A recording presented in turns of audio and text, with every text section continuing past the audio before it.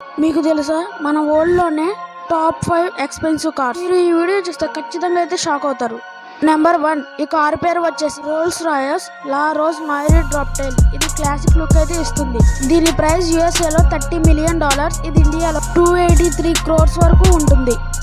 Number 2, దీని పేరు వచ్చేసి రోల్స్ రాయస్ బోట్ టైల్. దీని కాస్ట్ యూఎస్ఏలో వచ్చేసి $28 మిలియన్, మన ఇండియాలో వచ్చేసి 264 crores వరకు ఉంటుంది. నెంబర్ 3, దీని పేరు వచ్చేసి బొగాటి లా వాయిచర్ నాయిర్.